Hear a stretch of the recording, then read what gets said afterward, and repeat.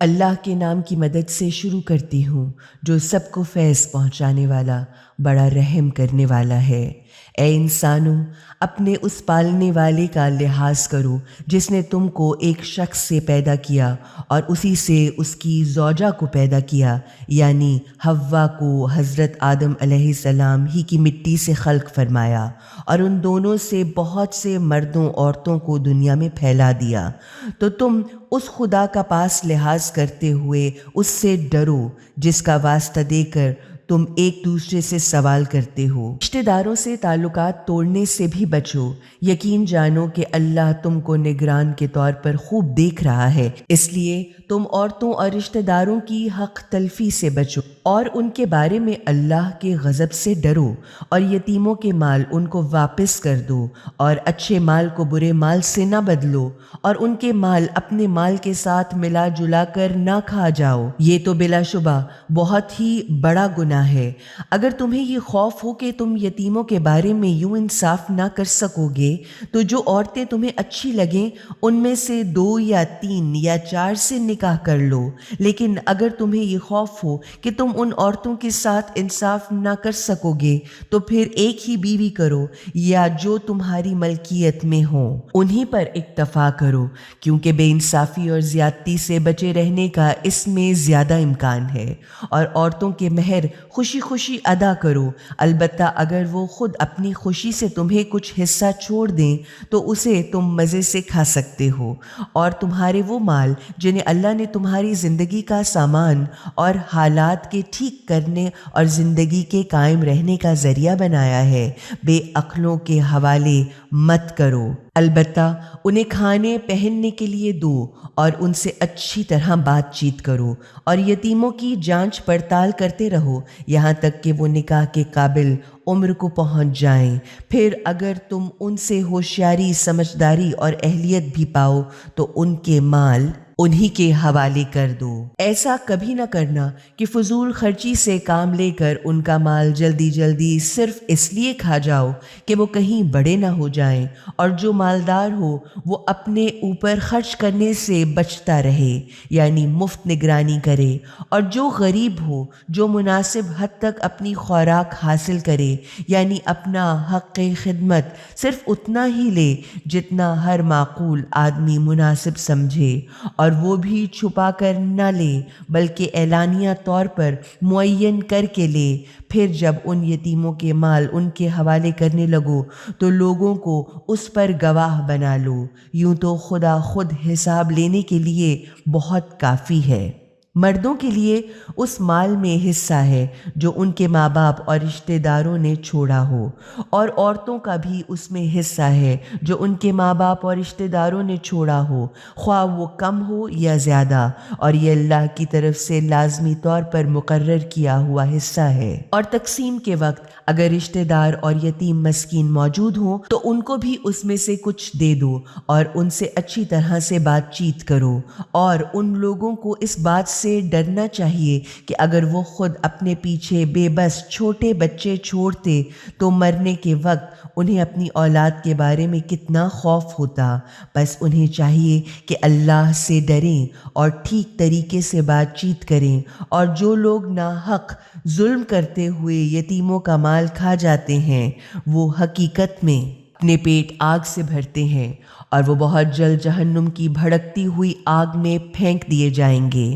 تمہاری اولاد کے بارے میں اللہ تمہیں ہدایت کرتا ہے کہ لڑکے کا حصہ 2 لڑکیوں کے برابر ہوگا۔ اب اگر 2 سے زیادہ لڑکیاں ہی ہوں تو انہیں چھوڑے ہوئے مال کا 2/3 حصہ دیا جائے گا، اور اگر ایک ہی لڑکی وارث ہو تو آدھا چھوڑا ہوا مال اس کا ہوگا، اور اگر میت اولاد والی تو اس کے ماں باپ میں سے ہر ایک کو چھوڑے ہوئے مال کا 6واں حصہ ملے گا، اور اگر مرنے والا صاحب اولاد نہ ہو اور والدین ہی اس کے وارث ہوں تو ماں کا 3واں حصہ ہے، اور اگر میت کے سگے ستیلے بھائی بھی موجود ہوں تو ماں کا 6واں حصہ ہے۔ یہ سب حصے میت کی وصیت پوری کرنے اور قرض ادا کرنے کے بعد دیے جائیں۔ تم یہ نہیں سمجھ سکتے کہ تمہارے ماں باپ تمہیں زیادہ فائدہ پہنچانے والے ہیں یا تمہاری اولاد، یہ تو اللہ کی طرف سے مقرر کیا ہوا فریضہ ہے۔ یقیناً اللہ سب کچھ جاننے والا اور تمام مصلحتوں کا پہچاننے والا ہے۔ اور جو کچھ کہ تمہاری بیویوں نے چھوڑا ہوگا اس کا آدھا حصہ تم کو ملے گا اگر وہ بے اولاد ہوں گی، لیکن اگر وہ صاحب اولاد ہوں تو چھوڑے ہوئے مال کا چوتھائی حصہ تمہارا ہوگا، وہ بھی ان کی وصیت پوری کر دینے کے بعد جو انہوں نے کی ہو، اور ان کا قرضہ ادا کر دینے کے بعد، اور تمہاری بیویوں کے لیے بھی تمہارے چھوڑے ہوئے مال میں سے چوتھائی حصہ ہوگا اگر تمہاری اولاد نہ ہوگی، اور اگر تمہاری اولاد ہو تو پھر ان کے لیے تمہارے چھوڑے ہوئے مال میں سے 8واں حصہ ہوگا، وہ بھی اس وصیت کو پورا کرنے کے بعد جو تم نے کی ہو اور تمہارے قرض کے ادا کر دینے کے بعد۔ اور اگر کسی مرد یا عورت کے وارث اس کے مادری بھائی بہن ہوں تو ان میں سے جو کوئی ایک ہو تو اسے چھٹا حصہ ملے گا، اور اگر ایک سے زیادہ ہوں تو وہ 1/3 متروکہ میں برابر کے حصے دار ہوں گے، بعد اس وصیت کے جو کی گئی ہو اور قرضہ کے جو پہلے ادا کیا جائے، بشرط یہ کہ وہ نقصان پہنچانے والا نہ ہو۔ یہ حکم اللہ کی طرف سے لازمی ہدایت ہے، اور اللہ بڑا ہی جاننے والا اور بڑا ہی برداشت کرنے والا ہے، یعنی وہ خوب جانتا ہے کہ کون سی وصیت اور قرضے کس مقصد سے لیے گئے ہیں، اور وہ برداشت کرنے والا ہے، اس لیے ایسی حرکتوں کی فوری سزا نہیں دیتا۔ یہ اللہ کی مقرر کی ہوئی حدیں یعنی اس کے بنائے ہوئے قانون اور ضابطے ہیں۔ جو اللہ اور اس کے رسول صلی اللہ علیہ وآلہ وسلم کی اطاعت کرے گا تو خدا اسے ایسے باغوں میں داخل کرے گا جن کے نیچے نہریں بہہ رہی ہوں گی، اور وہ ان باغوں میں ہمیشہ ہمیشہ رہے گا، اور یہ بہت ہی بڑی کامیابی ہے۔ اور جو اللہ اور اس کے رسول کا کہنا نہ مانے گا اور خدا کی مقرر کی ہوئی تمام حدوں سے قدم آگے بڑھائے گا، اسے اللہ بڑی ہولناک آگ میں داخل کرے گا جس میں وہ ہمیشہ ہمیشہ رہے گا، اور اس کے علاوہ بھی اس کے لیے ذلیل کرنے والی سزا ہوگی۔ تمہاری عورتوں میں سے جو بے حیائی اور زنا بدکاری کریں تو ان پر اپنے لوگوں میں سے 4 آدمیوں کی گواہی لو۔ اگر 4 آدمی گواہی دے دیں تو ان کو گھروں میں بند رکھو اس وقت تک کہ موت ان کی عمر کو پورا کرے، یا ان کے لیے اللہ کوئی اور صورت پیدا کرے۔ اور تم میں سے 2 شخص جو بدکاری کریں تو انہیں تکلیف پہنچاؤ۔ اب اگر وہ توبہ کر لیں اور اپنی اصلاح کر لیں تو ان کو چھوڑ دو، یقیناً اللہ بہت توبہ قبول کرنے والا، بڑا ہی رحم کرنے والا ہے۔ صرف ان کی توبہ قبول کر لینا اللہ کے ذمے ہے جو نادانی یا جہالت کے سبب کوئی برا کام کر گزرتے ہیں اور پھر جلدی سے توبہ کر لیتے ہیں، یہی وہ ہیں کہ خدا جن کی توبہ قبول کر لیتا ہے، کیونکہ اللہ بڑا ہی جاننے والا اور تمام مصلحتوں کو پہچاننے والا ہے۔ مگر یہ توبہ ان کے لیے نہیں ہے جو برے کام کیے ہی چلے جاتے ہیں، یہاں تک کہ جب ان میں سے کسی کی موت ان کے سامنے آ کھڑی ہو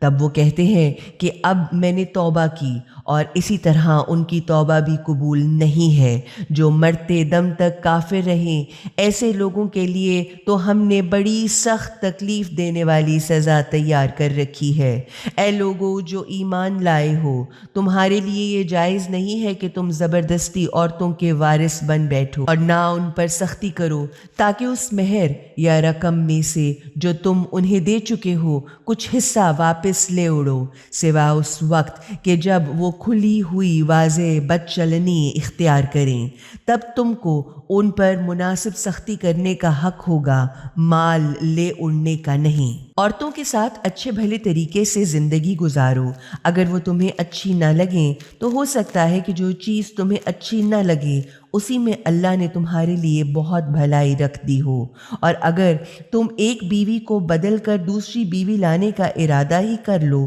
تو چاہے تم نے پہلی بیوی کو بہت رقم ہی کیوں نہ دی ہو، اس میں سے کچھ واپس نہ لو۔ کیا تم اس مال کو جھوٹے الزام لگا کر اور کھلا ہوا ظلم و گناہ کر کے واپس لے لو گے؟ اور آخر تم اس مال کو کیوں لے لو گے جبکہ تم ایک دوسرے سے لطف اٹھا چکے ہو اور وہ تم سے پکا عہد و پیمان لے چکی ہیں؟ اور جن عورتوں سے تمہارے باپ نکاح کر چکے ہیں ان سے ہرگز نکاح نہ کرو، مگر جو پہلے ہو چکا وہ ہو چکا۔ در حقیقت یہ ایک کھلی ہوئی بے حیائی، ناپسندیدہ اور نفرت کی بات اور بہت ہی برا طریقہ تھا۔ تم پر حرام کی گئی ہیں تمہاری مائیں، تمہاری بیٹیاں، تمہاری بہنیں، تمہاری پھپھیاں، تمہاری خالائیں، تمہاری بھتیجیاں، بھانجیاں اور تمہاری وہ مائیں جنہوں نے تمہیں دودھ پلایا ہے، اور تمہاری دودھ شریک بہنیں، اور تمہاری بیویوں کی مائیں، اور تمہاری بیویوں کی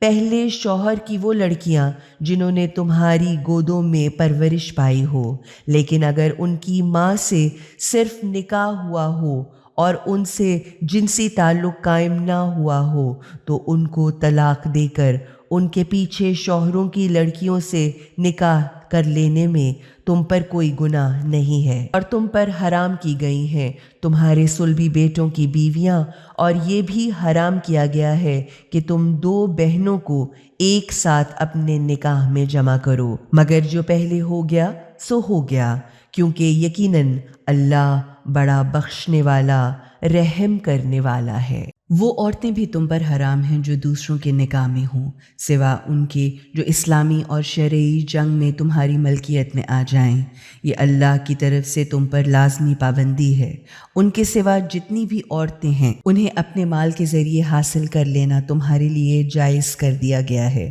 ان کو نکاح کے ذریعے پاک دامنی کے ساتھ محفوظ کر لو، نہ یہ کہ بدکاری کرنے لگو۔ ان میں سے جس کے ساتھ تم لذت حاصل کرو تو ان کے مہر جو بھی مقرر ہوں لازمی طور پر ادا کرو، البتہ اس میں کوئی حرج نہیں کہ اس رقم کے معین ہو جانے کے بعد پھر تم آپس میں کسی اور بات پر رضامند ہو جاؤ۔ بے شک اللہ تو ہر بات کا جاننے والا اور تمام مصلحتوں کو پہچاننے والا ہے۔ تم میں سے جو اس قابل نہ ہو کہ وہ مسلمان آزاد عورتوں سے نکاح کر سکے تو اس کو چاہیے کہ مسلمان لونڈیوں میں سے جو تم لوگوں کی ملکیت میں ہوں کسی سے نکاح کر لے جو مومنہ بھی ہو، اور اللہ تمہارے ایمان کا حال خوب جانتا ہے۔ یعنی تم ظاہری مومن ہونے کے دعوے کو قبول کر لو، حقیقت حال کا علم تو صرف خدا کو ہے۔ تم سب ایک ہی گروہ اور ایک دوسرے کا جز ہو، لہٰذا ان کنیزوں سے ان کے مالکوں کی اجازت سے نکاح کر لو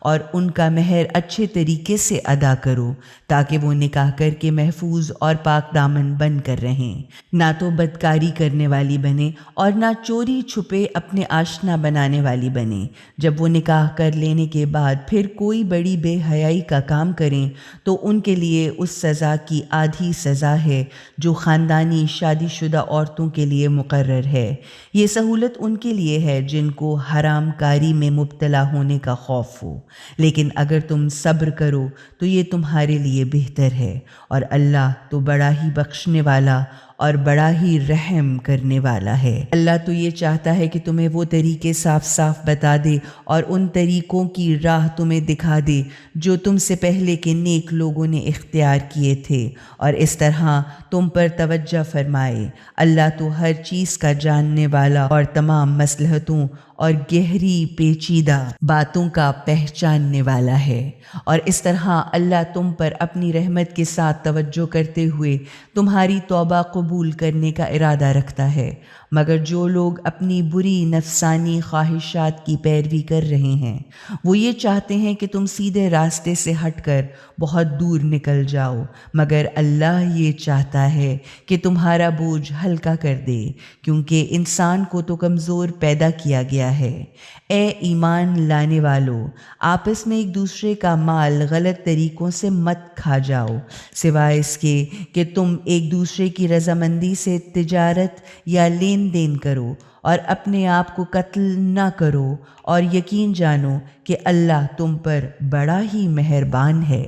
جو شخص بھی ظلم اور زیادتی کے ساتھ مال وصول کرے گا ہم ضرور اس کو آگ میں جھونک دیں گے، اور یہ کام اللہ کے لیے بہت آسان ہے۔ ہاں، اگر تم ان بڑے بڑے گناہوں یا برے کاموں سے بچتے رہو جن سے تمہیں روکا گیا ہے تو ہم تمہارے دوسرے چھوٹے برے کاموں کو خود دور کر دیں گے، یعنی تمہارے نامہ اعمال سے مٹا دیں گے یا نظر انداز کر دیں گے اور تمہیں عزت کی جگہ داخل کر دیں گے۔ اور جو کچھ بھی اللہ نے تم میں سے کسی کو دوسروں کے مقابلے میں زیادہ دیا ہے اس کی تمنا نہ کرو، کیونکہ اصل شرف اور اصل کامیابی دنیا کی برتری نہیں بلکہ عمل آخرت پر منحصر ہے، اس لیے کہ جو مردوں نے کمایا وہ ان کا حصہ ہے اور جو عورتوں نے کمایا وہ ان کا حصہ ہے۔ ہاں، اللہ سے اس کے فضل و کرم کی دعا ضرور مانگتے رہو،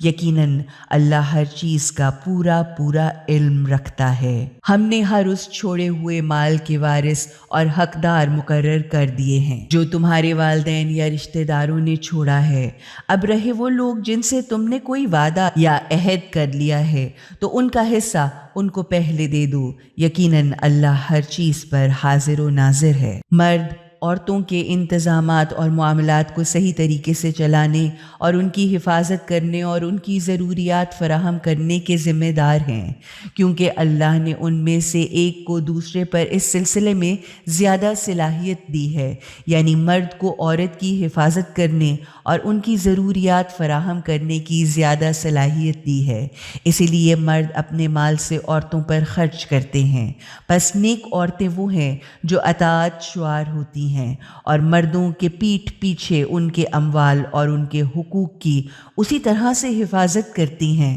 جس طرح اللہ نے ان کے شوہروں کے ذریعے ان کی حفاظت فرمائی ہے۔ اور جن عورتوں سے تمہیں سرکشی کا خوف ہو تو انہیں پہلے تو سمجھاؤ اور پھر ان کے بستروں سے الگ رہو، اور اگر پھر بھی نہ مانیں تو انہیں مارو، پھر اگر وہ تمہاری بات ماننے لگیں تو ان کے خلاف کوئی طریقہ یا راستہ یا بہانہ نہ تلاش کرو، اور یقین رکھو کہ خدا بہت بڑا اور برتر ہے۔ اور اگر تم لوگوں کو ان دونوں میاں بیوی کے تعلقات کے بگڑنے کا خوف ہو تو ایک حکم یعنی فیصلہ کرنے والا مرد رشتہ داروں میں سے اور ایک حکم عورت کے رشتہ داروں میں سے مقرر کرو، وہ دونوں اگر اصلاح اور ملاپ کرانا چاہیں گے تو خدا ان کے درمیان موافقت اور ملاپ کی صورت پیدا کر دے گا، کیونکہ اللہ تو سب کچھ جاننے والا اور ہر چیز سے باخبر ہے۔ اور تم سب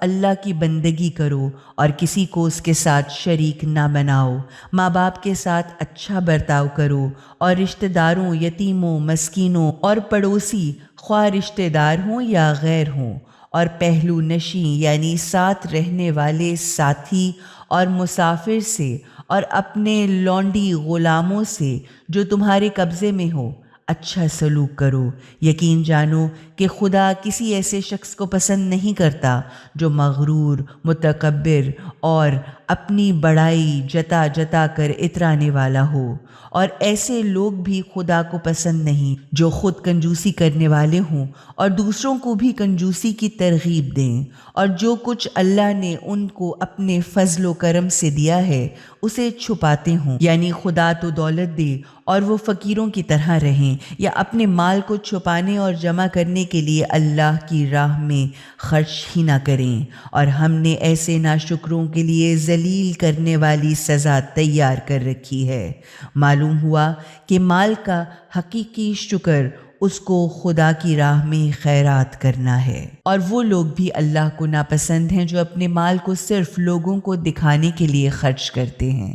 وہ لوگ در حقیقت نہ تو اللہ ہی پر ایمان رکھتے ہیں اور نہ ہی آخرت پر، غرض جس کا شیطان ساتھی ہو جائے تو وہ اس کا بہت ہی برا ساتھی ہے۔ آخر ان کا کیا نقصان تھا اگر وہ اللہ اور آخرت کے دن پر ایمان لے آتے اور جو کچھ ان کے اللہ نے دیا تھا اس میں سے کچھ خیرات کرتے، مگر اللہ تو ان سے خوب واقف ہے۔ اس آیت سے کتنا واضح ہو جاتا ہے کہ انسان اپنے کاموں میں خود مختار اور خود ذمہ دار ہے۔ حقیقت یہ ہے کہ خدا کسی پر ذرا برابر بھی ظلم نہیں کرتا، کوئی زیادتی نہیں کرتا۔ اگر کوئی ایک نیکی ہو تو خدا اسے کئی گنا بڑھا چڑھا کر دیتا ہے، اور پھر خود اپنی جانب سے بھی بہت ہی بڑا اجر عطا کرتا ہے۔ اس وقت کیا ہوگا جب ہم ہر امت میں سے ایک گواہ لائیں گے اور آپ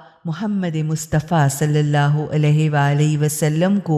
ان سب پر گواہ بنا کر لائیں گے۔ اس دن وہ لوگ جنہوں نے اس کا انکار کیا تھا اور پیغمبر اکرم کی بات نہ مانی تھی، وہ تمنا کریں گے کہ کاش وہ زمین کے برابر کر دیے جائیں، یعنی زمین پھٹے اور وہ اس میں سما جائیں۔ اب وہ اللہ سے کوئی بات بھی نہ چھپا سکیں گے۔ اے ایمان لانے والو، تم نشے کی حالت میں نماز کے پاس نہ جاؤ۔ نماز صرف اس وقت پڑھو جب تم یہ جانو کہ کیا کہہ رہے ہو، اور نہ جنابت کی حالت میں نماز پڑھو جب تک کہ غسل نہ کر لو، سوائے اس کے کہ تم سفر میں ہو یا مسجد سے گزر رہے ہو، اور اگر تم بیمار ہو یا سفر میں ہو یا پاخانے سے ہو کر آئے ہو، یا تم نے عورتوں کو چھوا ہے اور پانی بھی نہ ملے، تو پاک مٹی پر تیمم کر لو، اس طرح کہ اس سے اپنے منہ اور ہاتھوں کا مسح کر لو۔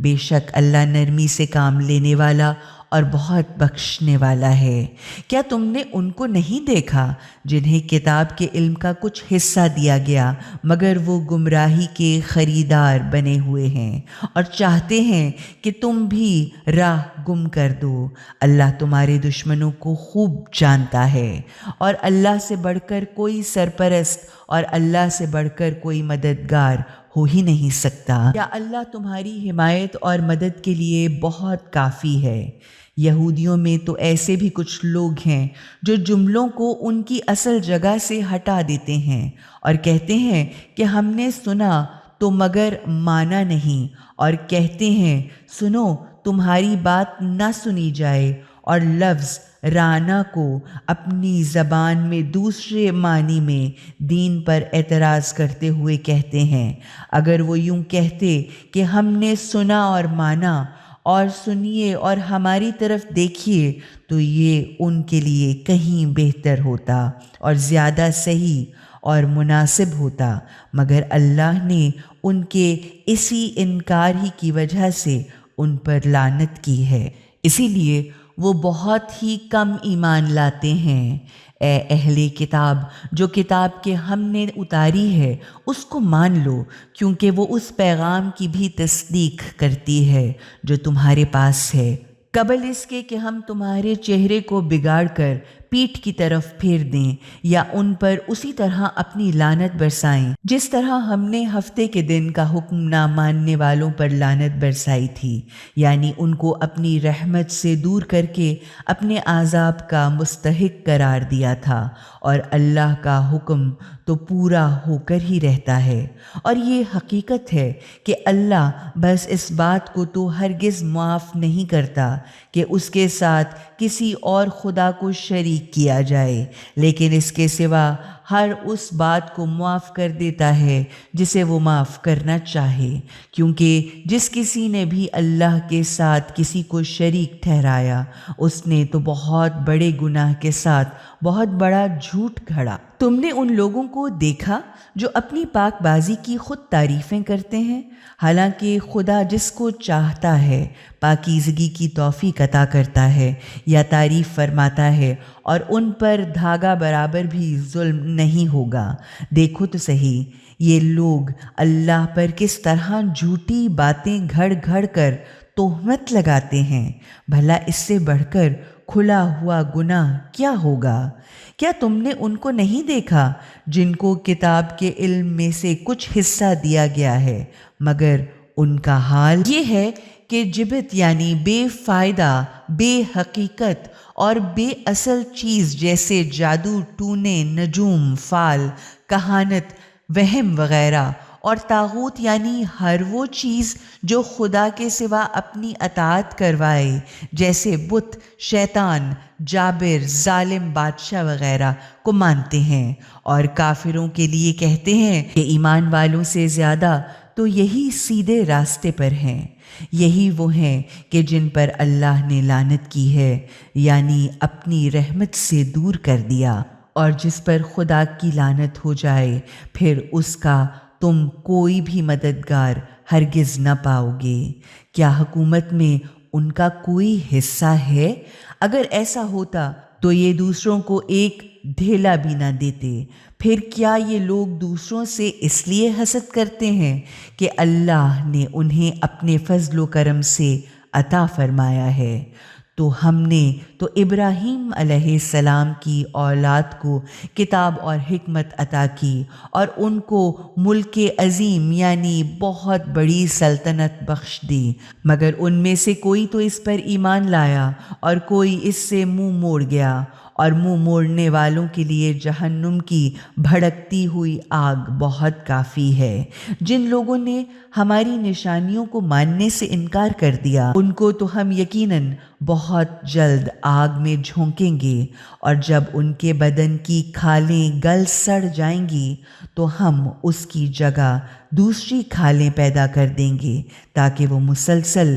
تازہ سزا کا مزہ چکھیں۔ یقیناً اللہ بڑی غالب قدرت والا اور گہری مصلحتوں کے مطابق کام کرنے والا ہے۔ مگر جن لوگوں نے ہماری نشانیوں کو مان لیا اور نیک کام کیے، ان کو تو ہم ایسے باغوں میں داخل کریں گے جن کے نیچے نہریں بہتی ہوں گی، جہاں وہ ہمیشہ ہمیشہ رہیں گے۔ ان کو وہاں پاک و پاکیزہ بیویاں بھی ملیں گی، اور انہیں تو ہم اپنی رحمت کی گھنی چھاؤں میں رکھیں گے۔ بلا شبہ اللہ تم کو حکم دیتا ہے کہ امانتوں کو ان کے حقداروں کو ادا کرو، اور جب لوگوں کے درمیان فیصلہ کرو تو عدل و انصاف کے ساتھ فیصلہ کرو۔ یقیناً اللہ تم کو بہت ہی اچھی ہدایتیں دیتا ہے۔ اس میں کوئی شک نہیں کہ اللہ خوب سننے والا اور جاننے والا ہے۔ اے ایمان لانے والو، اطاعت کرو اللہ کی، اور اطاعت کرو اللہ کے رسول کی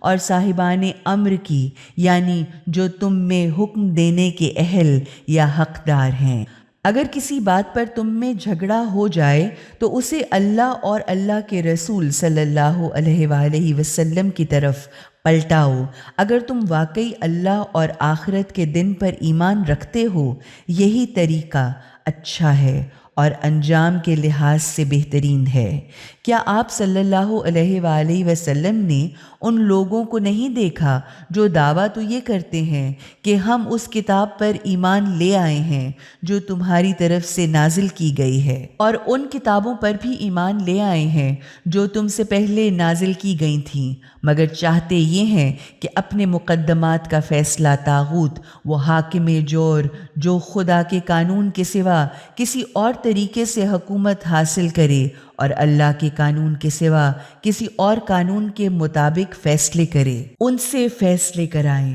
حالانکہ ان کو یہ حکم دیا گیا ہے کہ وہ طاغوت کا انکار کریں، اور شیطان تو یہ چاہتا ہے کہ انہیں بھٹکا کر سیدھے راستے سے بہت ہی دور لے جائے۔ اور جب ان سے کہا جاتا ہے کہ اس چیز کی طرف آؤ جو اللہ نے نازل فرمائی ہے اور پیغمبر کی طرف آؤ، تو آپ صلی اللہ علیہ وآلہ وسلم منافقوں کو دیکھیں گے کہ وہ آپ سے بڑی شدت کے ساتھ کترا کر منہ موڑ لیتے ہیں۔ تو کیا حال ہوگا اس وقت جب ان پر انہی کے ہاتھوں سے کیے ہوئے پچھلے کاموں کی وجہ سے کوئی مصیبت آن پڑے گی؟ تو اس وقت یہ تمہارے پاس خدا کی قسمیں کھاتے ہوئے آئیں گے اور کہیں گے کہ ہم تو صرف بھلائی یا مصلحت چاہتے تھے، یعنی ہم جابر حاکموں کے پاس صرف اس لیے فیصلہ کرانے گئے تھے کہ لوگوں میں صلح صفائی کرا دیں۔ یہی وہ لوگ ہیں کہ خدا ان کے دلوں کی باتوں کو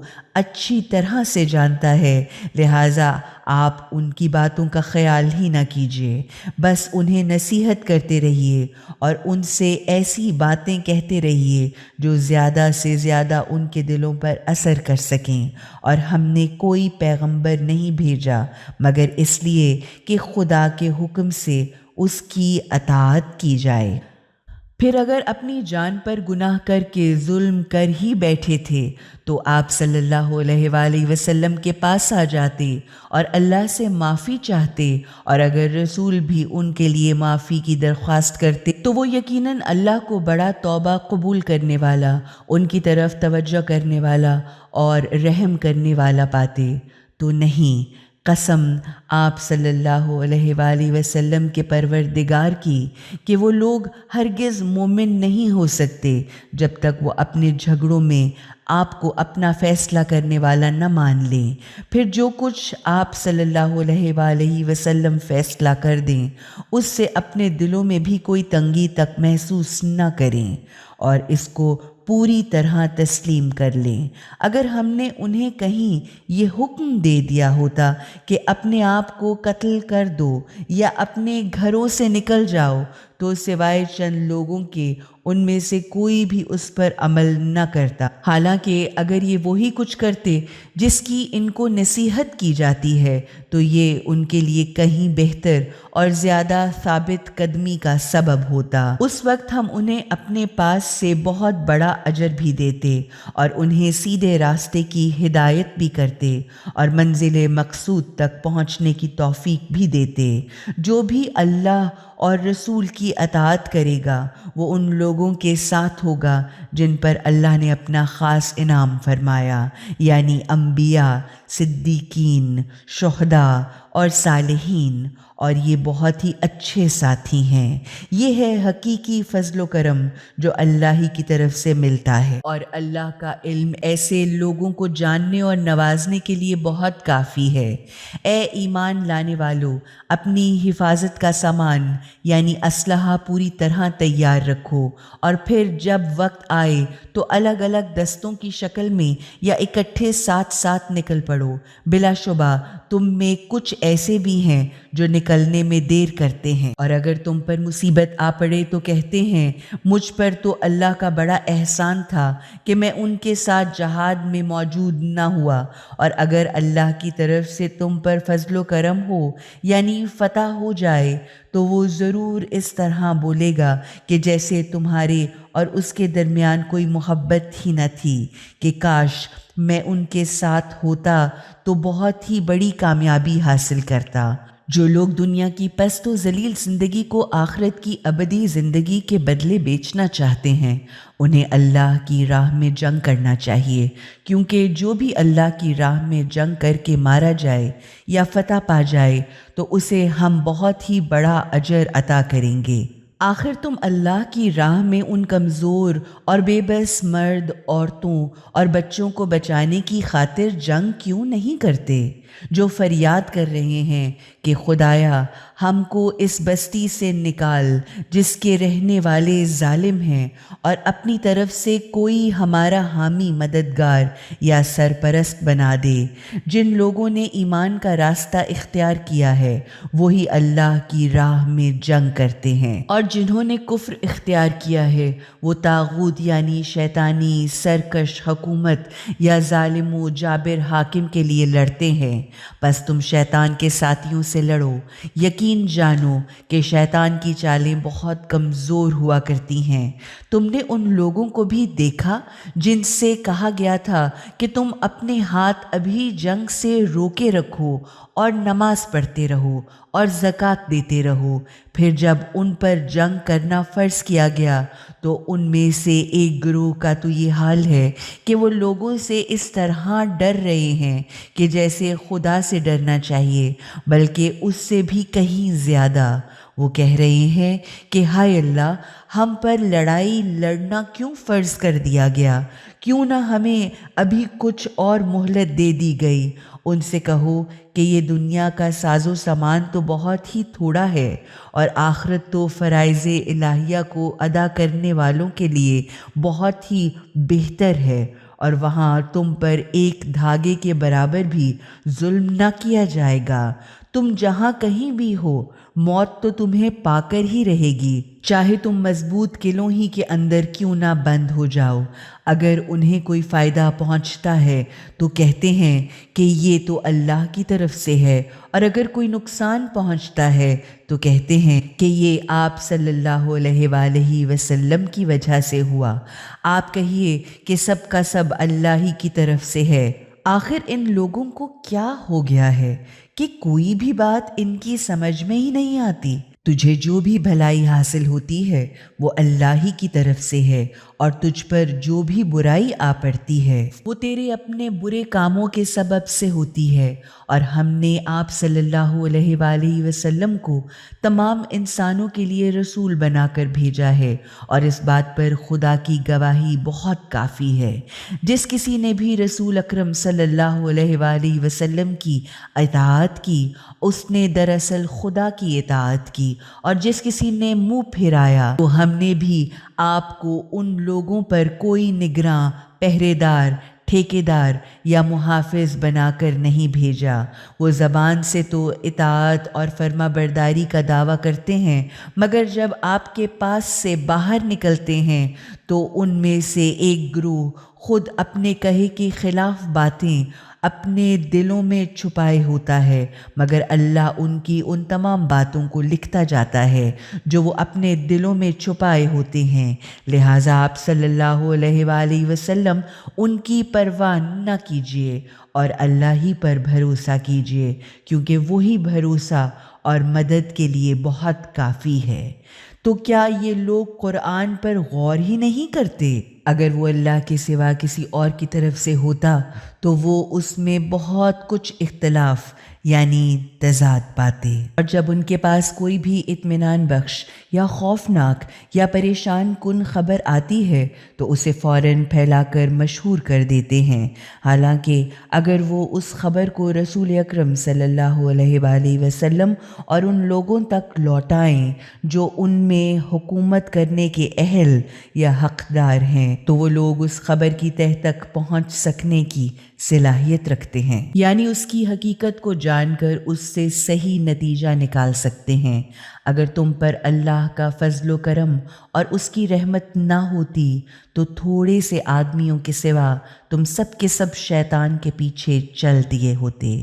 اللہ کی راہ میں جنگ کیجیے، مگر آپ صلی اللہ علیہ وآلہ وسلم پر اپنے نفس یعنی اپنی ذات کے سوا کسی اور کی ذمہ داری نہیں، البتہ ایمانداروں کو لڑنے پر آمادہ کیجیے۔ بہت ممکن ہے کہ خدا کافروں کے زور کو توڑ دے، کیونکہ اللہ کی طاقت سب سے زیادہ زبردست اور اس کی سزا سب سے زیادہ سخت ہے۔ جو بھی اچھائی یا بھلائی کی سفارش کرے گا اسے اس میں سے حصہ ضرور ملے گا، اور جو برائی کی سفارش کرے گا وہ اس میں سے حصہ پائے گا، اور اللہ تو ہر چیز پر قادر اور ہر چیز پر نظر رکھنے والا ہے۔ اور جب تمہیں سلام کیا جائے تو تم اس سے بہترین طریقے پر سلام یعنی احترام کرو، یا کم از کم اسی طرح کا سلام پلٹا دو، اور یقیناً اللہ ہر چیز کا حساب لینے والا ہے۔ اللہ تو وہ ہے جس کے سوا کوئی خدا ہے ہی نہیں، وہ تم سب کو قیامت کے دن یقیناً اکٹھا کرے گا، جس کے آنے میں کوئی شک و شبہ ہے ہی نہیں، کیونکہ اللہ سے زیادہ بات کا سچا کون ہو سکتا ہے، یا اللہ سے بڑھ کر سچی بات کس کی ہو سکتی ہے؟ پھر تمہیں یہ کیا ہو گیا ہے کہ منافقوں کے بارے میں تم دو گروہوں میں بٹ گئے ہو؟ کوئی تو کہتا ہے کہ ان جنگ سے بھاگنے والے منافقوں کو قتل کر دیا جائے، اور کوئی کہتا ہے کہ ان کو چھوڑ دیا جائے، حالانکہ جو برائیاں انہوں نے کمائی ہیں اس کے سبب خدا ان کو کفر ہی کی طرف الٹا پھیر چکا ہے۔ اب تم کیا یہ چاہتے ہو کہ جسے خدا گمراہی میں چھوڑ چکا ہے تم اسے سیدھے راستے پر لے آؤ؟ حالانکہ خدا جسے گمراہی میں چھوڑ دے اس کے لیے تم ہرگز کوئی راستہ نہیں پا سکتے، یعنی تم اسے سیدھے راستے پر نہیں لا سکتے۔ نیز معلوم ہوا کہ خدا ہماری برائیوں کے سبب ہم کو گمراہی میں چھوڑ دیتا ہے، وہ تو یہ چاہتے ہیں کہ جس جس طرح وہ خود کافر ہیں، کاش اسی طرح تم بھی حق کے منکر بن جاؤ تاکہ تم اور وہ سب کے سب برابر ہو جائیں۔ لہٰذا ان میں سے کسی کو بھی اپنا مددگار، دوست یا سرپرست نہ بناؤ جب تک کہ وہ لوگ اللہ کی راہ میں ہجرت کر کے نہ آ جائیں یا اللہ کے لیے اپنے موجودہ مرکز یا اپنے طرز فکر و عمل کو نہ چھوڑ دیں۔ لیکن اگر وہ اس بات سے منہ موڑ لیں تو پھر ان کو پکڑو اور ان کو جہاں پاؤ قتل کر ڈالو، اور ان میں سے کسی کو بھی اپنا دوست، سرپرست یا مددگار نہ بناؤ سوا ان کے جو کسی ایسی قوم سے تعلق رکھتے ہوں جن سے تمہارا کوئی معاہدہ ہو، یا ان کے سوا جو خود تمہارے پاس اس حالت میں آتے ہیں کہ ان کے دل اس بات سے گھٹتے اور الجھتے ہیں کہ وہ تم سے لڑائی لڑیں۔ وہ نہ تو تم سے ہی لڑنا چاہتے ہیں اور نہ ہی اپنی قوم سے۔ اگر اللہ چاہتا تو انہیں تم پر قابو دے دیتا اور وہ تم سے جنگ لڑتے، مگر اب انہوں نے تمہاری طرف صلح کا ہاتھ بڑھا رکھا ہے، تو اللہ تمہیں ان کے خلاف کسی قدم اٹھانے کا راستہ یعنی اجازت نہیں دیتا۔ ان قریب تم لوگ کچھ ایسے بھی پاؤ گے جو یہ تو چاہتے ہیں کہ فی الحال تم سے بھی محفوظ رہیں اور اپنی قوم سے بھی محفوظ رہیں، لیکن جب بھی بدمعاشی اور فتنہ پردازی کا کوئی بھی موقع پائیں تو اس میں کود پڑیں۔ ایسے لوگ اگر تم سے الگ نہ رہیں اور تمہاری طرف صلح کے لیے ہاتھ نہ بڑھائیں اور تم سے جنگ کرنے سے اپنے ہاتھ بھی نہ روکیں تو پھر انہیں پکڑ لو اور انہیں جہاں بھی پاؤ مار ڈالو۔ یہی تو وہ لوگ ہیں جن پر ہم نے تمہیں قابو پانے کی کھلی اجازت دے دی ہے، اور کسی مومن کا یہ کام ہے ہی نہیں کہ وہ کسی دوسرے مومن کو قتل کر ڈالے سوائے اس کے کہ انجانے میں غلطی سے ایسا ہو جائے، اور جو شخص کسی مومن کو غلطی سے انجانے میں بھی قتل کر دے تو اس کا کفارہ یہ ہے کہ کسی ایک مسلمان غلام کو آزاد کرے اور مقتول کے وارثوں کو خون بہا بھی ادا کرے سوائے اس کے کہ مقتول کے وارث خون بہا معاف کر دیں۔ ہاں اگر وہ کسی ایسی جماعت میں سے ہوں جو تمہاری دشمن ہے مگر وہ قتل ہونے والا مسلمان ہے تو وہ صرف ایک مسلمان غلام کو آزاد کرے، خون بہا دینے کی ضرورت نہیں۔ اور اگر وہ مقتول کسی ایسی غیر مسلم قوم کا آدمی تھا جس سے تمہارا معاہدہ ہو تو اس کے وارثوں کو خون بہا بھی دیا جائے گا اور کسی مسلمان غلام کو آزاد بھی کرنا ہوگا۔ پھر اگر وہ آزاد کرنے کے لیے کوئی غلام یا مال نہ پائے تو متواتر 2 مہینے کے روزے رکھے۔ یہ ہے اس گناہ پر اللہ سے توبہ کرنے کا طریقہ، اور اللہ تو سب کچھ جاننے والا اور ٹھیک ٹھیک کام کرنے والا ہے۔ اور جو کسی مسلمان کو جان بوجھ کر قتل کرے تو اس کی سزا جہنم ہے جس میں وہ ہمیشہ ہمیشہ رہے گا، اور اس پر اللہ کا غضب اور اس کی لعنت بھی ہوگی، اور اللہ نے اس کے لیے بہت ہی سخت سزا تیار کر رکھی ہے۔ اے ایمان لانے والو، جب اللہ کی راہ میں سفر یا جہاد کے لیے نکلو تو اچھی طرح جانچ پڑتال کر لیا کرو کہ کون دوست ہے اور کون دشمن ہے، اور ہر اس شخص سے جو تمہیں سلام کرے یہ نہ کہہ دیا کرو کہ تو مسلمان نہیں ہے۔ اگر تم دنیا کی زندگی کے سامان اور فائدے چاہتے ہو تو اللہ کے پاس تمہارے لیے بہت سے بڑے بڑے فائدے ہیں اور اموال غنیمت موجود ہیں۔ آخر تم خود بھی تو اسی حالت کفر میں پہلے رہ چکے تھے، اس کے بعد اللہ نے تم پر احسان کیا، لہٰذا جانچ پڑتال کر لیا کرو۔ یقین جانو کہ تم جو کچھ بھی کرتے ہو خدا اس سے اچھی طرح واقف ہے۔ مسلمانوں میں وہ لوگ جو کسی بیماری یا معذوری کے بغیر گھر بیٹھے رہتے ہیں اور وہ جو اپنے مالوں اور جانوں کے ساتھ اللہ کی راہ میں جہاد کرتے ہیں برابر نہیں ہیں۔ اللہ نے گھر بیٹھنے والوں کے مقابلے میں اپنی جانوں اور مالوں سے جہاد کرنے والوں کا درجہ بہت بڑا رکھا ہے۔ یوں تو ہر ایک سے خدا نے بھلائی کا وعدہ فرمایا ہے، لیکن جہاد کرنے والوں کو گھر بیٹھنے والوں پر بہت ہی بڑے اجر کے ساتھ فضیلت دی ہے، یا ان کی خدمات کا معاوضہ بہت زیادہ ہے۔ ان کے لیے اللہ کی طرف سے بڑے بڑے درجے ہیں، مزید یہ کہ ان کے لیے خدا کی بخشش، معافی اور رحمت ہے، اور اللہ تو ہے ہی بڑا بخشنے والا اور رحم کرنے والا، جن لوگوں کی روحیں فرشتوں نے قبض کیں اس حال میں کہ وہ اپنے اوپر گناہ کر کے ظلم کر رہے تھے، اور فرشتوں نے ان سے پوچھا یہ تم کس حال میں تھے؟ تو انہوں نے کہا کہ ہم زمین پر بے بس، کمزور اور مجبور تھے۔ تو فرشتوں نے کہا کیا اللہ کی زمین وسیع نہ تھی کہ تم اس میں ہجرت کر جاتے؟ یہی وہ لوگ ہیں جن کا ٹھکانہ جہنم ہے، اور وہ تو بہت ہی برا ٹھکانہ ہے۔ مگر مردوں، عورتوں اور بچوں میں سے وہ واقعی مجبور اور بے بس جو نکلنے کا کوئی راستہ اور ذریعہ ہی نہیں پاتے، تو بہت ممکن ہے کہ خدا انہیں معاف کر دے، کیونکہ اللہ بہت معاف کرنے والا اور بہت بخشنے والا ہے۔ اور جو کوئی اللہ کی راہ میں ہجرت کرے گا وہ زمین میں پناہ لینے کے لیے بہت جگہ اور رہنے سہنے کے لیے بڑی گنجائش پائے گا۔ اور جو اپنے گھر سے اللہ اور رسول کی طرف ہجرت کر کے نکلے، پھر راستے ہی میں اسے موت آ جائے، تو اس کا اجر اللہ کے ذمے واجب ہو گیا۔ اللہ تو بہت معاف کرنے والا اور مسلسل رحم کرنے والا ہے۔ اور جب تم سفر کرو تو اس میں کوئی حرج نہیں کہ نماز قصر یعنی کم کر دو، خاص طور پر جب یہ خوف ہو کہ کافر تمہیں نقصان پہنچائیں گے۔ یقیناً کافر تمہارے کھلے ہوئے دشمن ہیں۔ اور جب آپ صلی اللہ علیہ وآلہ وسلم مسلمانوں کے درمیان ہوں اور حالت جنگ میں انہیں نماز پڑھانے کھڑے ہوں، تو چاہیے کہ مسلمان میں سے کچھ لوگ تمہارے ساتھ اپنے ہتھیار لیے ہوئے نماز کے لیے کھڑے ہوں۔ پھر جب وہ سجدہ کر چکیں تو یہ لوگ پیچھے چلے جائیں، اور دوسرے لوگ جنہوں نے ابھی نماز نہیں پڑھی ہے آ جائیں اور آپ صلی اللہ علیہ وآلہ وسلم کے ساتھ نماز پڑھیں۔ اور یہ لوگ بھی اپنی حفاظت کا سامان اور ہتھیار لیے رہیں، کیونکہ کافروں کی تو یہ تمنا ہے کہ تم اپنے ہتھیاروں اور سامانوں سے ذرا غافل ہو جاؤ تو وہ تم پر ایک دم ٹوٹ پڑیں۔ لیکن اگر تمہیں بارش کے سبب تکلیف ہو یا تم بیمار ہو تو پھر اس میں کوئی حرج بھی نہیں کہ تم اپنے ہتھیاروں کو اتار کر رکھ دو، مگر اپنی حفاظت کا پورا خیال رکھو۔ یقین رکھو کہ اللہ نے کافروں کے لیے بڑی ذلیل کرنے والی سزا تیار کر رکھی ہے۔ پھر جب تم نماز پڑھ چکو تو کھڑے بیٹھے اور کروٹ کروٹ اللہ کو یاد کرتے رہو، اور جب تمہیں اطمینان حاصل ہو جائے تو پوری نماز ادا کرو۔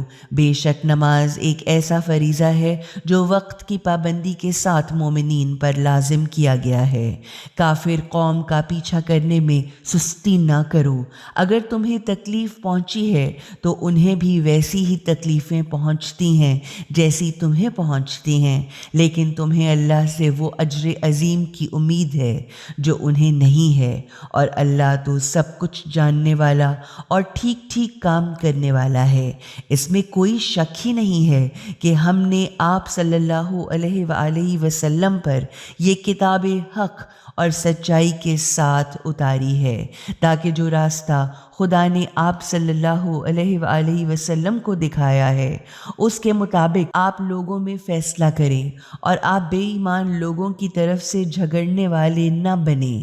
ہاں، اللہ سے معاف کرنے کی سفارش کریں، یقیناً اللہ بڑا بخشنے والا، بڑا رحم کرنے والا ہے۔ اور آپ ان لوگوں کی حمایت میں بحث و مباحثہ اور وکالت نہ کریں جو خود اپنے ساتھ خیانت کرتے ہیں۔ یقین جانیں کہ اللہ کسی بھی خیانت کرنے والے گناہگار کو پسند نہیں کرتا۔ یہ لوگ انسانوں سے تو اپنی حرکتیں چھپا سکتے ہیں مگر خدا سے نہیں چھپا سکتے۔ خدا تو اس وقت بھی ان کے ساتھ ساتھ ہوتا ہے جب وہ راتوں کو چھپ چھپ کر اس کی مرضی کے خلاف باتیں بناتے ہیں، اور اللہ ان کی حرکتوں پر پوری طرح حاوی ہے۔ اچھا، اگر تم لوگوں نے اس دنیا کی زندگی میں ان مسلمانوں کی طرف سے جھگڑا اور بحث و مباحثہ کر بھی لیا تو قیامت کے دن اللہ سے ان کی طرف سے جھگڑا اور بحث و مباحثہ کون کرے گا؟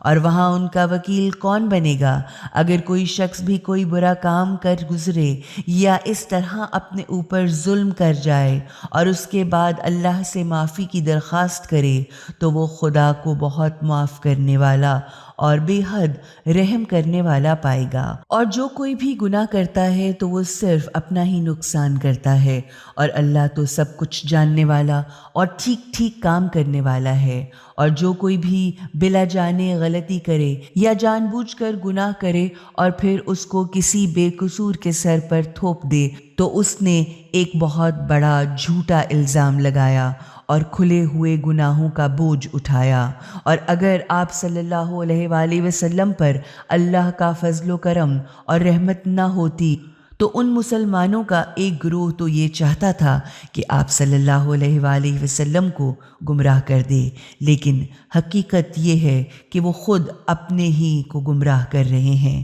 آپ صلی اللہ علیہ وآلہ وسلم کو کچھ بھی نقصان نہیں پہنچا سکتے، کیونکہ اللہ نے تو آپ صلی اللہ علیہ وآلہ وسلم پر اپنی کتاب اور حکیمانہ راز پہلے ہی اتار دیے ہیں، اور آپ صلی اللہ علیہ وآلہ وسلم کو وہ سب کچھ بتا دیا ہے جو آپ نہیں جانتے تھے۔ آپ صلی اللہ علیہ وآلہ وسلم پر تو اللہ کا فضل و کرم بہت ہی زیادہ ہے۔ وہ لوگ چپکے چپکے ایک دوسرے کے کانوں میں جو باتیں کرتے ہیں ان میں زیادہ تر باتوں میں اچھائی یا بھلائی کی کوئی بات ہوتی ہی نہیں، سوائے اس کے کہ کبھی کوئی چپکے سے کسی کو نیکی یا صدقہ خیرات کرنے کی ترغیب دے، یا لوگوں کے درمیان اصلاح یا صلح صفائی کرانے کی بات چیت کرے۔ اور جو کوئی اللہ کو راضی کرنے کے لیے ایسا کرے تو ہم اس کو بہت ہی بڑا ثواب عطا کریں گے، مگر جو شخص صحیح راستے کو واضح طور پر جان لینے کے بعد بھی رسول اکرم صلی اللہ علیہ وآلہ وسلم کی مخالفت کرے اور ایمان والوں کے راستے کے خلاف رستہ چلے تو پھر ہم بھی اسے اسی طرف جانے دیں گے جدھر وہ از خود پھر گیا ہے، اور اس طرح اسے جہنم تک پہنچا دیں گے جو بہت ہی برا ٹھکانہ ہے۔ بے شک اللہ اس بات کو نہیں معاف کرے گا کہ اس کے ساتھ کسی کو شریک کیا جائے، مگر اس سے کم جو گناہ بھی ہو اسے جس کے لیے چاہے گا معاف کر دے گا، کیونکہ جس نے بھی اللہ کے ساتھ کسی کو بھی شریک ٹھہرایا تو وہ گمراہی میں بہت ہی دور نکل گیا۔ وہ مشرک اللہ کو چھوڑ کر کچھ زنانی دیویوں کو خدا سمجھ کر پکارتے ہیں، حقیقت میں وہ اسی سرکٹ شیطان کو پکارتے ہیں جس پر اللہ نے لعنت کی تھی اور جس نے اللہ سے کہا تھا میں تیرے بندوں میں سے اپنا ایک مقرر حصہ ضرور لے کر رہوں گا، میں انہیں ضرور گمراہ کر کے چھوڑوں گا، اس طرح کہ میں انہیں ان کی آرزوؤں اور لمبی لمبی تمناؤں میں الجھا دوں گا، اور پھر انہیں حکم دوں گا تو وہ جانوروں کے کانوں کو پھاڑ ڈالیں گے، اور اس طرح ان کو دیوتاؤں کے نام پر چھوڑ دیں گے اور مقدس سمجھنے لگیں گے۔ پھر میں انہیں حکم دوں گا تو وہ اللہ کی بناوٹ ہی کو بدل ڈالیں گے، یعنی چیزوں سے وہ کام لیں گے جن کے لیے خدا نے انہیں پیدا ہی نہیں کیا۔ اس کا مطلب یہ ہے کہ وہ غلط استعمال کریں گے۔ تو جو بھی اللہ کو چھوڑ کر اس شیطان کو اپنا سرپرست بنائے گا تو وہ کھلا ہوا نقصان اٹھائے گا۔ شیطان تو ان لوگوں سے وعدہ کرتا ہے اور انہیں طرح طرح کی جھوٹی امیدیں دلاتا ہے، مگر شیطان کے سارے وعدے سوا دھوکے کے کچھ بھی تو نہیں ہوتے۔ ان لوگوں کا جو اس کے وعدوں کو مان لیتے ہیں ٹھکانہ جہنم ہے، اور وہ لوگ اس سے چھٹکارا پانے کا کوئی بھی طریقہ نہ پائیں گے۔ رہے وہ لوگ جو ایمان لائے اور نیک کام کرتے رہے تو انہیں ہم ان قریب ایسے باغوں میں داخل کریں گے جن کے نیچے نہریں بہتی ہوں گی، اور وہ ہمیشہ ہمیشہ وہی رہیں گے۔ یہ اللہ کا سچا وعدہ ہے، اور اللہ سے بڑھ کر کون اپنی بات کا سچا ہوگا۔ نہ تو تمہاری آرزوؤں ہی سے کچھ ہوتا ہے اور نہ اہل کتاب کی تمناؤں سے کچھ ہو سکتا ہے، ہونا تو بس یہ ہے کہ جو کوئی بھی برائی کرے گا وہ اس کی سزا پائے گا، اور اللہ کے مقابلے پر کسی کو اپنا سرپرست یا مددگار نہ پائے گا، اور جو کوئی بھی نیک کام کرے گا خواہ وہ مرد ہو یا عورت، جبکہ وہ مومن بھی ہو،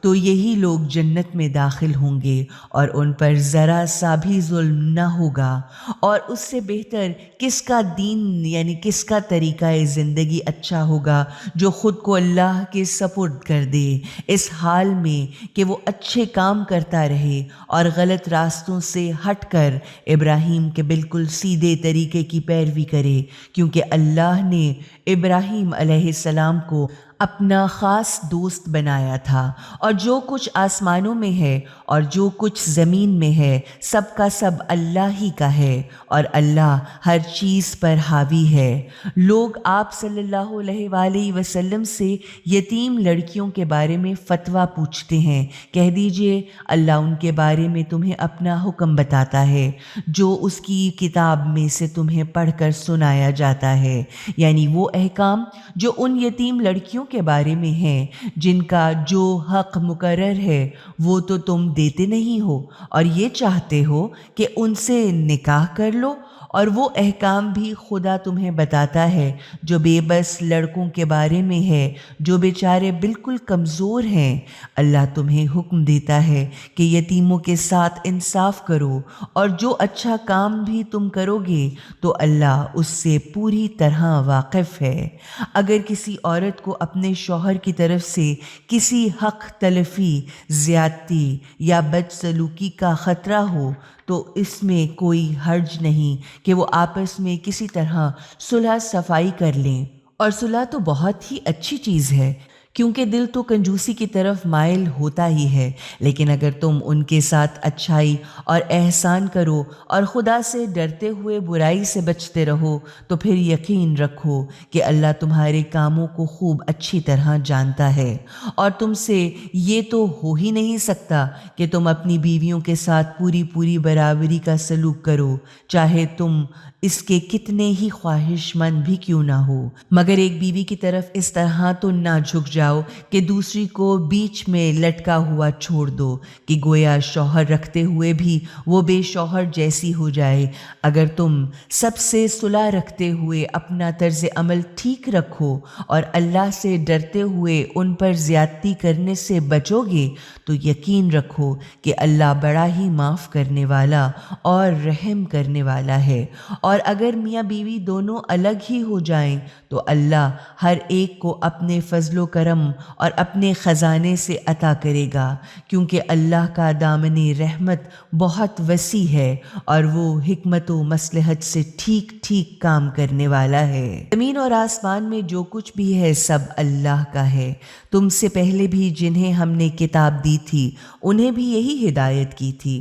اور ہم تم کو بھی یہی ہدایت کرتے ہیں کہ ہر کام خدا سے ڈرتے ہوئے کیا کرو، لیکن اگر تم یہ بات نہیں مانتے تو نہ مانو، کیونکہ بہرحال آسمانوں اور زمین کی تمام چیزیں تو اللہ ہی کی ہیں اور اسے تمہارے ماننے یا نہ ماننے کی کوئی پرواہ بھی تو نہیں ہے۔ وہ تو تعریفوں ہی کا مستحق ہے، کیونکہ اللہ ہی ان تمام چیزوں کا مالک ہے جو آسمانوں اور زمین میں ہیں، اور وہ تمام کام بنانے اور ان کی نگرانی کرنے کے لیے بہت کافی ہے۔ اگر وہ چاہے تو تم سب کو ختم کر دے اور تمہاری جگہ دوسرے لوگوں کو لے آئے، اور اللہ اس پر پوری قدرت رکھتا ہے۔ جو شخص صرف دنیا کا صلہ چاہتا ہے تو خدا کے پاس تو دنیا اور آخرت دونوں کا صلہ موجود ہے، اور اللہ خوب سننے والا اور خوب دیکھنے والا ہے۔ اے ایمان والو، تم انصاف پر خوب قائم رہنے والے اور اللہ کے لیے گواہی دینے والے رہو، چاہے وہ گواہی خود تمہارے یا تمہارے رشتہ داروں ہی کے خلاف کیوں نہ ہو، وہ امیر ہو یا غریب، اللہ بہرحال تم سے زیادہ ان کا خیر خواہ ہے۔ لہٰذا انصاف کے موقع پر نفسانی خواہش کی پیروی نہ کرنا، اور اگر تم نے حقیقت کو بدلا یا سچائی سے پہلو بچایا یعنی گواہی نہ دی تو یقین جانو کہ تم جو کچھ بھی کرتے ہو خدا کو اس کی خبر ہے۔ اے ایمان لانے والو، اللہ پر اور اس کے رسول صلی اللہ علیہ وآلہ وسلم پر اور ان کی کتاب پر جو اس نے اپنے رسول پر اتاری ہے پوری طرح ایمان لاؤ، اور ہر اس کتاب پر بھی جو خدا پہلے اتار چکا ہے، اور جو کوئی بھی اللہ اور اس کے فرشتوں، اس کی کتابوں، اس کے پیغمبروں اور آخرت کے دن کا انکار کرے گا تو وہ گمراہی میں بھٹک کر بہت ہی دور نکل گیا۔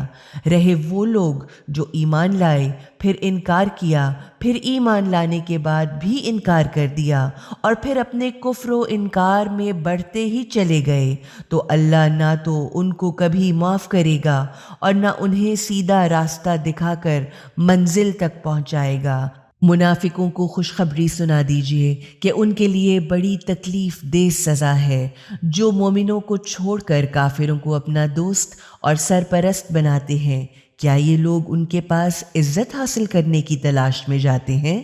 حالانکہ عزت تو ساری کی ساری اللہ کے اختیار میں ہے۔ اللہ تو اسی کتاب میں پہلے ہی اتار چکا ہے کہ تم جہاں کہیں بھی یہ سنو گے کہ اللہ کی آیتوں کا انکار کیا جا رہا ہے اور ان کا مذاق اڑایا جا رہا ہے، تو وہاں ان کے ساتھ نہ بیٹھو جب تک کہ وہ لوگ کسی دوسری بات میں نہ لگ جائیں، ورنہ تم بھی انہی جیسے ہو جاؤ گے۔ یقین جانو کہ خدا منافقوں اور کافروں کو جہنم میں ایک ہی جگہ جمع کرنے والا ہے۔ یہ منافق تمہارے لیے انتظار کر رہے ہیں کہ تم کو فتح ہوتی ہے یا ہارتے ہو۔ اگر تمہیں اللہ کی طرف سے فتح ہو گئی تو کہتے ہیں کہ کیا ہم تمہارے ساتھ نہ تھے، اور اگر کافروں کو کچھ کامیابی ہو گئی تو ان سے کہتے ہیں کہ کیا ہم تمہارے خلاف لڑنے پر قابو نہ رکھتے تھے، اور پھر ہم ہی نے تم کو مسلمانوں سے بچا لیا۔ اب اللہ ہی قیامت کے دن تمہارے درمیان فیصلہ کرے گا، اور اللہ نے کافروں کو مسلمانوں پر اس راہ سے غالب آنے کا کوئی راستہ نہیں رکھا۔ یقیناً یہ منافق اللہ کو دھوکہ دینا چاہتے ہیں، حالانکہ اللہ خود انہیں دھوکے میں رکھ رہا ہے۔ جب یہ منافق نماز کے لیے کھڑے ہوتے ہیں تو بڑی ہی سستی اور کاہلی کے ساتھ صرف لوگوں کو دکھانے کے لیے کھڑے ہوتے ہیں۔ وہ خدا کو تو بہت ہی کم یاد کرتے ہیں۔ وہ کفر اور ایمان کے درمیان معلق ہیں، نہ پورے اسی طرف ہیں نہ پورے اسی طرف، یعنی نہ تو مسلمان سے پوری طرح مخلص ہیں اور نہ ہی کافروں سے۔ غرض یہ جسے اللہ بھٹکنے دے یا گمراہی میں چھوڑ دے، اس کے لیے تم کوئی راستہ نہیں نکال سکتے۔ اے ایمان لانے والو، مومنوں کو چھوڑ کر کافروں کو اپنا دوست اور سرپرست نہ بناؤ۔ کیا تم یہ چاہتے ہو کہ اللہ کے لیے خود اپنے خلاف کھلا ہوا الزام عائد کر لو؟ یقین جانو منافق جہنم کے سب سے نچلے طبقے میں ہوں گے، اور تم ہرگز کسی کو بھی ان کا مددگار نہ پاؤ گے سوا ان کے جنہوں نے نفاق سے توبہ کر لی اور اپنے اعمال کی اصلاح بھی کر لی، اور خدا کے دامن کو تھام لیا اور اپنے دین کو اللہ کے لیے خالص کر کے خلوص دل کے ساتھ اللہ کی اطاعت کرنے لگے، تو یہ لوگ مومنین کے ساتھ ہوں گے، اور اللہ مومنوں کو عنقریب بہت ہی بڑا اجر عطا فرمائے گا۔ آخر اللہ تمہیں سزا دے کر کیا کرے گا؟ اگر تم شکر کرنے والے اور ایماندار بن کر رہو۔ اللہ تو بڑا ہی قدر کرنے والا اور سب کچھ جاننے والا ہے، یعنی تم اپنے ہی برے کاموں کے سبب عذاب کے مستحق بن جاتے ہو، ورنہ خدا کو تمہیں سزا دینے سے کوئی فائدہ نہیں، وہ تو بے نیاز ہے۔ اللہ اس بات کو پسند نہیں کرتا کہ کوئی کسی کو کھلے بندوں برا بھلا کہے، سوائے اس کے کہ اس پر ظلم کیا گیا ہو، اور اللہ سب کچھ جاننے والا اور سننے والا ہے۔ چاہے تم کسی نیکی کو ظاہر کرو یا اسے چھپائے رکھو یا کسی برائی کو معاف کر دو، تو اللہ بھی بڑا معاف کرنے والا اور بڑی قدرت رکھنے والا ہے۔ جو لوگ اللہ اور اس کے رسولوں کا انکار کرتے ہیں اور چاہتے ہیں کہ اللہ اور اس کے رسولوں کے درمیان تفریق کریں، یعنی خدا اور رسولوں کو الگ الگ سمجھتے ہیں اور کہتے ہیں کہ ہم کسی پیغمبر کو نہیں مانیں گے اور کسی کو نہ مانیں گے، اور کفر اور ایمان کے درمیان کا راستہ نکالنا چاہتے ہیں تو یہی لوگ حقیقت میں پکے کافر ہیں، اور ایسے کافروں کے لیے ہم نے ایسی سزا تیار کر رکھی ہے جو بڑی ہی ذلیل کرنے والی ہے، بخلاف اس کے جن لوگوں نے اللہ اور اس کے تمام رسولوں کو مانا اور ان میں سے کسی ایک کے درمیان بھی کوئی فرق نہ کیا، تو یہی لوگ وہ ہوں گے کہ خدا ضرور ان کو ان کا اجر عطا کرے گا، اور اللہ تو ہے ہی بڑا معاف کرنے والا اور بڑا رحم کرنے والا۔ اہل کتاب آپ صلی اللہ علیہ وآلہ وسلم سے یہ مطالبہ کرتے ہیں کہ آپ آسمان سے کوئی لکھی لکھائی کتاب ان پر اتار دیں، تو یہ لوگ اس سے پہلے حضرت موسیٰ علیہ السلام سے اس سے بھی کہیں بڑے بڑے مطالبے کر چکے ہیں۔ ان سے تو انہوں نے یہاں تک کہہ دیا تھا کہ ہمیں اللہ کو کھلم کھلا دکھا دیجئے، تو ان کو اسی ظلم اور زیادتی کی وجہ سے بجلی کی کڑک نے آن پکڑا۔ پھر ایسی کھلی کھلی خدا کی نشانیاں دیکھ لینے کے بعد بھی انہوں نے بچھڑے کو اپنا معبود بنا لیا، لیکن ہم نے اس کو بھی معاف کر دیا اور موسیٰ علیہ السلام کو کھلی ہوئی دلیلوں کے ذریعے غلبہ عطا کیا، اور ہم نے کوہ طور کو اٹھا کر ان سے اپنی اطاعت کا عہد لیا، اور ہم نے ان کو حکم دیا کہ وہ شہر کے دروازے میں سجدہ کرتے ہوئے داخل ہوں، اور ہم نے ان سے یہ بھی کہا کہ وہ ہفتے کے دن والا قانون نہ توڑیں، اور ہم نے ان سب باتوں کا اور ان سے بہت ہی مضبوط عہد لیا تھا۔ آخرکار ان کے اپنے کیے ہوئے عہد کو توڑنے کے سبب اور خدا کی نشانیوں کو جھٹلانے، پیغمبروں کو ناحق قتل کرنے اور اس پر یہ کہنے کے سبب کہ ہمارے دلوں پر تو غلاف چڑھے ہوئے ہیں، بلکہ حقیقت تو یہ ہے کہ خدا نے ان کے اس کفر کے سبب ان کے دلوں پر مہر لگا دی ہے، اور یہی وجہ ہے کہ وہ بہت ہی کم ایمان لاتے ہیں،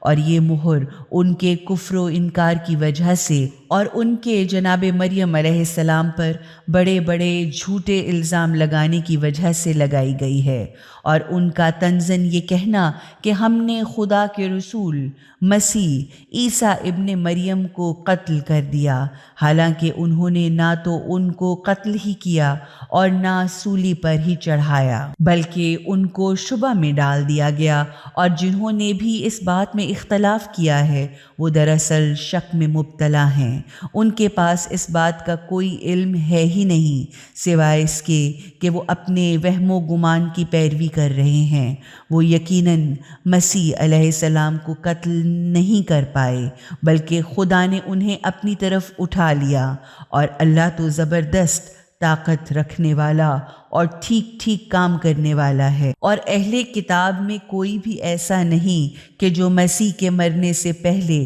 ان پر ضرور ایمان نہ لے آئے گا، اور قیامت کے دن مسیح ان سب کے خلاف گواہی دیں گے۔ تو یہودیوں کے اسی بڑے ظالمانہ رویے اور بہت سے لوگوں کو بکثرت اللہ کے راستے سے روکنے کے سبب ہم نے بہت سی وہ پاک چیزیں جو ان کے لیے پہلے حلال تھیں ان پر حرام کر دیں، اور ان کے اللہ کے راستے سے روکنے کی وجہ سے اور ان کے سود لینے کی وجہ سے جس کے لینے سے ان کو روکا گیا تھا، اور لوگوں کے مال کو ناجائز طریقوں سے کھا جانے کے سبب ہم نے ان منکرین حق کے لیے بہت ہی تکلیف دینے والی سزا تیار کر رکھی ہے۔ البتہ ان یہودیوں میں جو لوگ علم میں پختہ یا مضبوط ہیں اور ایماندار بھی ہیں، وہ اس کتاب کو بھی مانتے ہیں جو آپ صلی اللہ علیہ وآلہ وسلم پر اتری ہے، اور اس کو بھی مانتے ہیں جو آپ صلی اللہ علیہ وآلہ وسلم سے پہلے اتری ہیں، اور وہ لوگ نماز اور زکوٰۃ کو پابندی سے ادا کرتے ہیں اور اللہ اور آخرت کے دن پر یقین رکھتے ہیں۔ یہی وہ لوگ ہیں کہ ہم ان کو بہت ہی بڑا اجر و ثواب ضرور عطا کریں گے۔ بلا شبہ ہم نے آپ صلی اللہ علیہ وآلہ وسلم کی طرف اسی طرح وحی بھیجی جس طرح ہم نے نوح علیہ السلام اور ان کے بعد کے پیغمبروں کی طرف وحی بھیجی تھی۔ ہم نے ابراہیم علیہ السلام، اسماعیل علیہ السلام، اسحاق علیہ السلام، یعقوب اور اولاد یعقوب، حضرت عیسیٰ علیہ السلام، ایوب علیہ السلام، یونس علیہ السلام، ہارون اور سلیمان علیہ السلام کی طرف وہی بھیجی، اور ہم نے داؤد کو تو زبور عطا کی، غرض ہم نے ان دوسرے پیغمبروں پر بھی وہی نازل کی جن کا ذکر ہم تم سے اس سے پہلے کر چکے ہیں، اور ان پیغمبروں پر بھی وہی بھیجی جن کا ذکر ہم نے تم سے نہیں کیا، اور ہم نے موسیٰ سے گفتگو کی جس طرح کی گفتگو کی جاتی ہے۔ یہ سارے کے سارے شان بان کے رسول خوشخبری دینے والے اور ڈرانے والے تھے، تاکہ ان پیغمبروں کے آنے کے بعد لوگوں کے پاس اللہ کے سامنے کوئی حجت یا عذر باقی نہ رہ جائے، اور اللہ تو ہے ہی بڑا زبردست غلبہ رکھنے والا اور دانائی کے ساتھ ٹھیک ٹھیک کام کرنے والا۔ اب بھی اگر لوگ نہیں مانتے تو نہ مانیں، مگر خدا گواہی دیتا ہے کہ جو کچھ بھی اس نے تم پر اتارا ہے وہ اپنے علم سے اتارا ہے۔ اس پر ملائکہ بھی گواہ ہیں، اگرچہ اللہ کو گواہ ہونا ہی بہت کافی ہے۔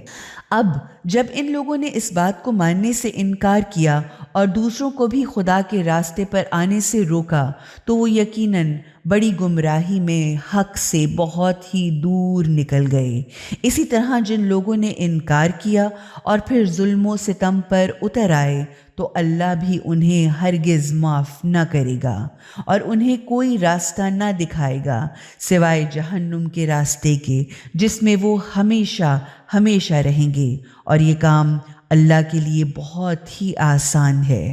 اے انسانوں، یہ رسول صلی اللہ علیہ وآلہ وسلم تمہارے پاس تمہارے پالنے والے کی طرف سے سچی بات لے کر آ گیا ہے، تو تم اس کو مان لو تو یہ خود تمہارے ہی لیے بہت اچھا ہوگا، اور اگر انکار کرتے رہے تو پھر یہ بھی جان لو کہ آسمانوں اور زمین میں جو کچھ بھی ہے وہ سب کا سب اللہ ہی کا ہے، اور اللہ تو سب کچھ جاننے والا ہے اور بالکل ٹھیک ٹھیک کام کرنے والا ہے۔ اے اہل کتاب، اپنے مذہب میں غلو نہ کرو، یعنی اپنے مذہب یا مذہبی رہنماؤں کی حمایت میں حد سے زیادہ نہ بڑھ جاؤ، اور اللہ کی طرف سوا سچ بات کے کچھ اور منسوب نہ کرو۔ مریم علیہ السلام کے بیٹے